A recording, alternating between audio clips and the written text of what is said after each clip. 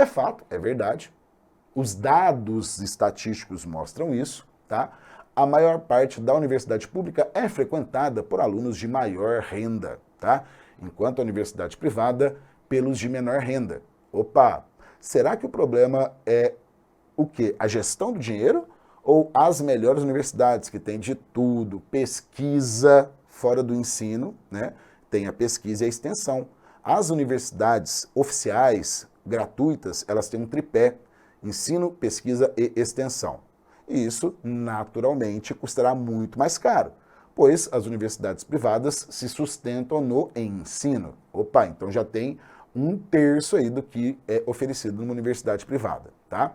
E aí entra o Banco Mundial. Nossa, onde que entra o Banco Mundial? Porque o projeto do deputado, ele se baseou num estudo do Banco Mundial, que você já sabe, né, que é uma instituição de Bretton Woods, orientada pelo pensamento econômico neoliberal, e a conclusão é simples. Se os ricos estudam nas universidades públicas e os pobres estudam nas universidades privadas, comecem a cobrar das universidades públicas, que será mais justo e combaterá as desigualdades. Perceba a visão, tá? Lembrando, cuidado.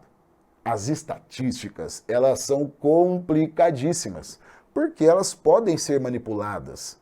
Os números talvez não mintam, mas podem ser organizados e reorganizados de modo a endossar um viés de pensamento. Por exemplo, se você estiver com a cabeça na geladeira e os seus pés no fogão, a temperatura média do seu corpo vai estar equilibradíssima, super gostosa, super moderada. Mas não, viu como a estatística pode ser complicada? Veja só, o Banco Mundial, ele chegou a uma conclusão. Os alunos da universidade pública custam em média R$40 mil de investimento por ano, enquanto os da universidade privada custam em média R$12 mil, 12 a 14 mil por ano. Veja só comigo, com várias universidades vendendo cursos de pós-graduação a R$180 online, será que é a redução de custo? Ou quando a redução de custos somente que a gente está falando, ou ao reduzir os custos estamos perdendo não só a pesquisa e a extensão, mas também pilares do que é considerado tradicionalmente ensinar e aprender: livro, tempo de estudo, tempo de dedicação, conversa com os professores. Isso tudo, né, tende a se diluir, porque é uma forma de economizar nos serviços. Aí você fica objetivo, por exemplo, só no ensino, beleza? Então, o raciocínio do Banco Mundial é esse: se os ricos estudam nas universidades que são gratuitas, comece a cobrar dos ricos. E, como você viu no texto de lei, não é só a cobra dos ricos, você vai usar esse dinheiro para a permanência dos pobres na universidade. Isso é a conclusão. Então, vamos lá. Fato, polêmica: os ricos estudam nas universidades públicas e os pobres estudam na universidade privada. Conclusão e proposta do Banco Mundial: se o Brasil passar a cobrar as mensalidades para os que podem pagar, seria, de acordo com o Banco Mundial, uma forma de reduzir as desigualdades. O preço de um aluno numa universidade você deve ter achado bem alto, certamente. 40 mil para uma universidade pública, uma instituição oficial federal, e 12 mil para uma particular. Você fala, mas como assim 12 mil para uma particular? Você tem cursos de diversas carreiras aí que você paga mensalidades tão baratas. Aí que é uma das primeiras críticas, que em caso de uma discussão ou de um texto, você tem que saber argumentar. O método utilizado pelo Banco Mundial, ele falha de diversas formas. Por exemplo, ele considera todo o dinheiro gasto em uma universidade. Imagine assim a USP e a Unicamp, as grandes públicas estaduais, Estado de São Paulo, não são federais. Aí você tem lá um departamento de engenharia que tem pesquisas avançadas, que tem grandes aportes públicos, que tem investimento da iniciativa privada, e rola aquele dinheirão, né?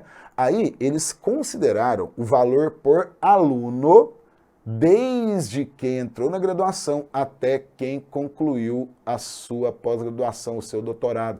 Então, por exemplo, se a graduação ela tem uma quantidade de verba disponível por aluno que é muito menor do que a pós-graduação. Então, por exemplo, pós-graduação não tem por objetivo ensino. A ideia da pós-graduação é uma pesquisa, desenvolver conhecimentos, tá? Então, temos aí uma série de discussões. Você considerou todo o universo de investimentos e gastos de uma universidade e dividiu pelo número de alunos matriculados, tá? E isso já dá uma baita distorção nos valores. Outra coisa, tá? Ao observar essas grandes disparidades e esse perfil de gasto, estão simplesmente considerando dados estatísticos que fecham perfeitamente numa planilha, porém, na hora de aplicá-los, os impactos sociais são muito grandes e eles não foram considerados. Eles fizeram um raciocínio simples. Tem rico estudando onde é gratuito, então cobra dele. Só que, por exemplo, de acordo com a nossa Constituição, isso afetará a gratuidade constitucional do serviço público de ensino. Então, veja que é uma discussão muito profunda. E, por fim, o que é uma PEC? É uma proposta de emenda constitucional.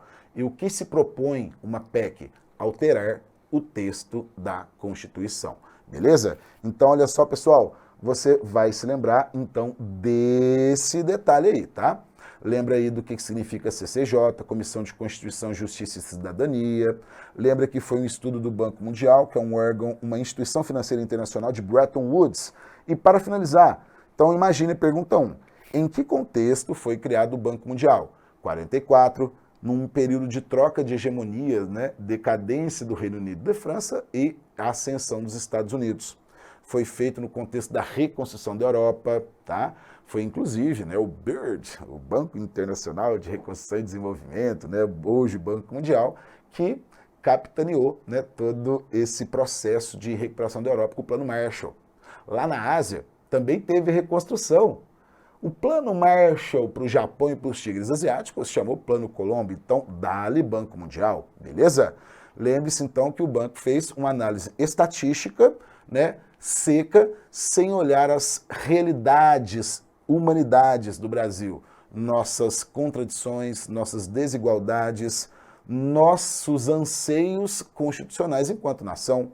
Por exemplo, uma das formas de pensar em reduzir as desigualdades do Banco Mundial foi essa proposta aí, começar a cobrar de quem pode pagar. Agora, coloca aqui nos comentários qual seria uma possibilidade de um projeto para, né, lidarmos com esse tipo de contradição que foi explicada, que foi mencionada. Por exemplo, será que vamos cobrar dos mais enriquecidos ou vamos criar meios de acesso mais eficazes para a entrada e a permanência da população mais pobre nas instituições oficiais de ensino? Por exemplo, né, investindo não só em meios para o acesso formal pelos meios legais, prova, enfim, aí entra a discussão, sempre muito polêmica, ou cotas, ou quaisquer outros tipos, né, de políticas públicas. Comenta aí o que você acha que poderia ser feito para reduzirmos as desigualdades no acesso à educação e reduzirmos aí esta contradição que foi mencionada, beleza? Então, é isso aí, pessoal. Esse tema quentíssimo, certamente você vai encontrar questões objetivas, questões abertas, dá um baita tema de redação, assunto quentíssimo para o Enem, vestibulares e os concursos públicos, beleza? Então, pessoal, é isso aí. Lembrando, dá um pulinho lá no Instagram, no @ProfessorSergioHenrique.